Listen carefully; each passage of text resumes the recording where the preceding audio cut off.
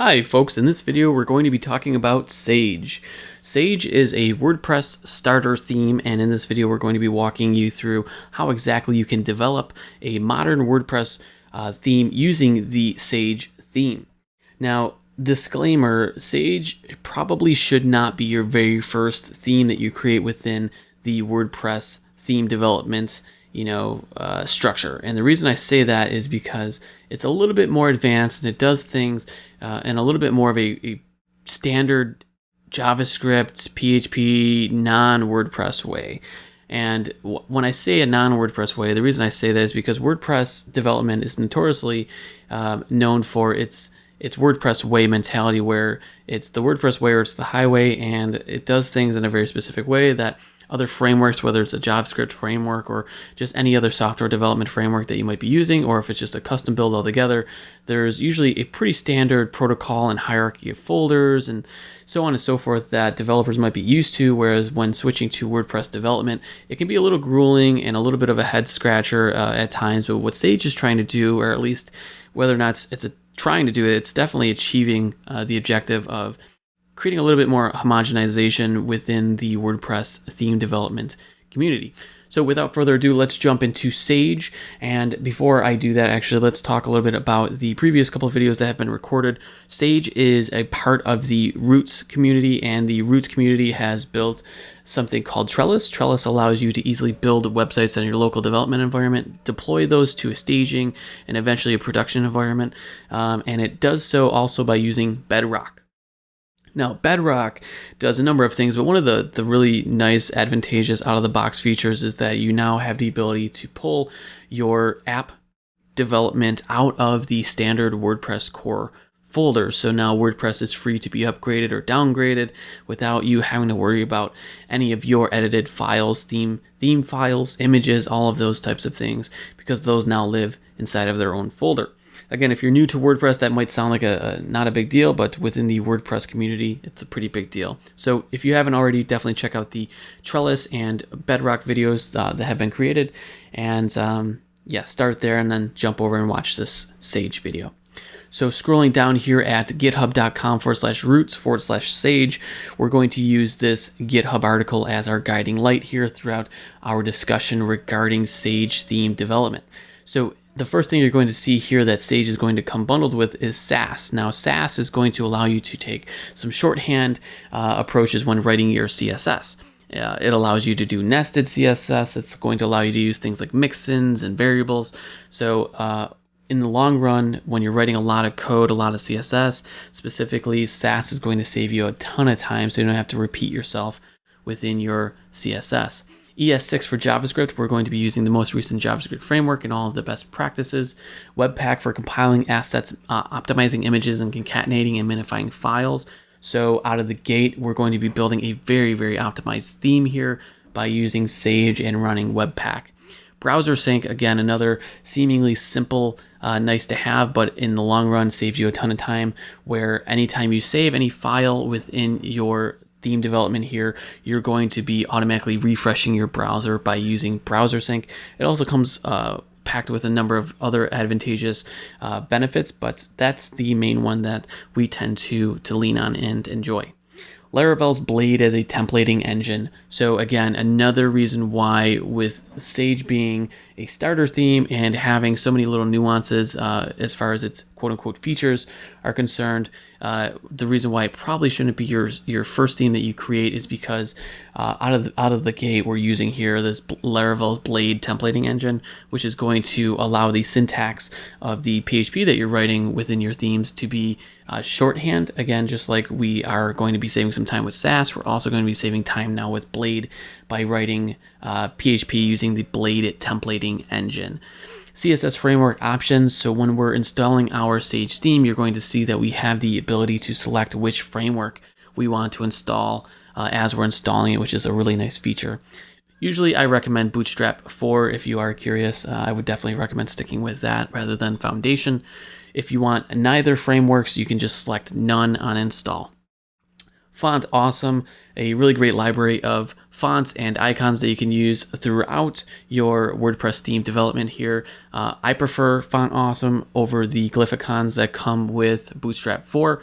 And so with that being said, I would recommend saying yes to having Font Awesome installed. But as you can see here, it is optional. Scrolling down here under requirements, just like with Trellis, to have that local development environment set up and have that perfect parity with your local development environment and staging to, again, prevent any sort of, it worked on my machine, but I don't know why it's not working on staging type of scenarios. There's going to be some requirements here for Sage as well. WordPress 4.7 or greater, PHP 5.6.4 or greater, and then Composer, Node.js, and Yarn. With Composer, just click that link. Go ahead and get Composer installed on your local machine. Same thing with Node.js. If you don't already have that installed, go ahead and do so. And then once again, do that same thing with Yarn. So with all of those things installed, you're going to be able to take advantage of Yarn. Yarn is the successor to Gulp, which was what was previously used, and it's a lot faster. Highly recommend using Yarn and having that installed with any theme development that you're working on to expedite a lot of your mundane type of dependency management, package management, all of that type of stuff. It's really great to start with Yarn being installed.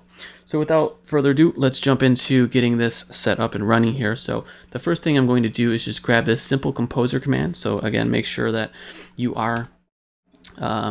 you do have Composer installed on your machine. And then I'm going to jump over now to my project. So let's just go back a couple directories here, just so that you can get an idea of, again, what this is going to look like. So within the roots framework here, we have Trellis and then we have site. Now, if I change directory to site, you're going to see something look a little bit different than what you might be used to within the WordPress core directory. So here, we don't go to WP content or we don't go to WP. We're actually changing directory now to web. And now within web, you're going to see that bedrock structure show itself for pretty much the first time here, where we have app and then we have WP. Now all of the core WordPress files are going to be installed within this standalone WP directory, which is great because, as I said earlier, this is going to allow us to update, upgrade, or downgrade, or edit any of these types of files within this directory if we need to, and never worry about it affecting any of the code that's in now our app directory. So this contains everything from our plugins to our themes. Even our uploads now live in this independent folder, completely independent of WordPress. So a really, really great, advantageous way to develop a standard modern WordPress theme. So now that we're inside of the app folder here, all I want to do is jump inside my themes folder. And in this folder, I'm just going to drop in that command here. So Composer, create project, and you can see there where it says your theme name. That's the only thing that we're going to be swapping out. So let's just go ahead and get rid of this. In this case, I'm going to call it break fix. So that's going to be my theme name. You can see here, command not found, Composer. So let's go ahead and figure out what's going on here. It's likely has something to do with what I mentioned in a previous video about having this linked to the Composer file. I'll be right back. Hi folks. Okay, so with that issue that I just ran into here, I'm pretty certain that by running this alias composer equals and then pointing it to the proper file here, this composer far file, we should be all set. So let's go ahead and jump back into that directory once more and change directory, break fix, and we're going to drill all the way back down into web, app, themes, and then once more, let's grab this composer, create project, drop that in there, and I skipped a step. Let's go ahead and do that once more this time. Let's make sure that we get rid of this your theme name, and let's call it break fix. So it looks like things are progressing as they should now. You can see installing roots/sage. It's pulling in all of these dependencies, and now it's starting to ask me, do I want to remove the existing version control system.get or .svn history? I'm going to say yes out of the gate. Define theme headers. Press enter key for default, and let's just go ahead with break fix. And the URL with 2 T's and just breakfix.io. Okay, starter theme. Let's go ahead and call it breakfix once more. And theme version, we're going to go with 1.0, brand new theme, author, breakfix. And URL, let's just do that once more. https://breakfix.io. Okay, so this is where we get to the point where it's saying, which framework do you want to select? Again, you don't have to necessarily select a specific CSS framework in this case, and in most cases, honestly, I usually just select Bootstrap. And do I want Font Awesome installed as well? Yes, please. Let's say yes to that. Path to theme directory, I'm going to go ahead and stick with the standard Roots, Bedrock, Sage theme directory structure here, app, themes, break, fix. So I will hit enter. And then local development URL. And this is where we want to now establish that local URL. So breakfix.dev for my local dev environment. Okay, so with that now installed, I can now jump inside that folder, breakfix.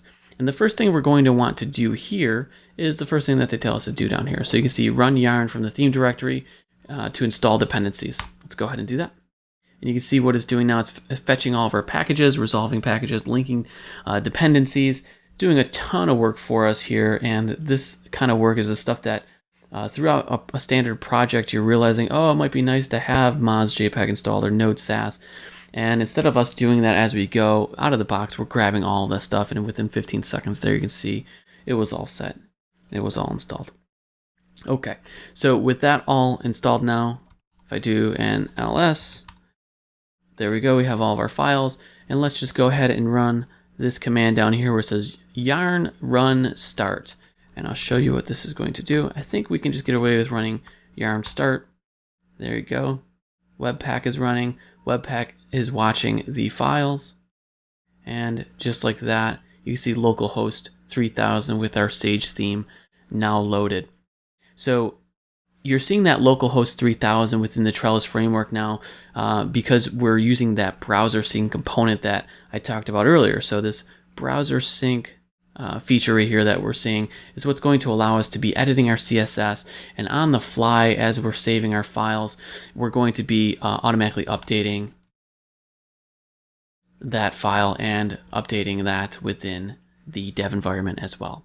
So that was the brief overview of how to get the Sage theme installed, how to get up and running. If you run into any issues with getting Yarn installed or any of these other requirements that I mentioned above, please feel free to leave any comments, and hopefully either I or the community can get back to you with any additional assistance on that. But again, as I mentioned, Sage is just such an amazing theme. Out of the box, comes with a ton of advantageous things that you can have installed very quickly, as you just saw that we did.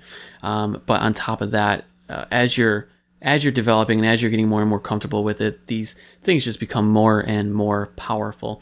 So again, not the first theme that you should be developing with, even the Roots team themselves say that, but definitely and most likely the theme that I would recommend you eventually landing on and starting to grow your WordPress development portfolio by using. So if you have any questions for me, feel free to ask. I'm going to be creating a separate video shortly that's going to be talking more specifically about how to now develop within the Sage framework and all of the little nuances like using SAS and using the Laravel's Blade templating engine. Thank you so much for watching.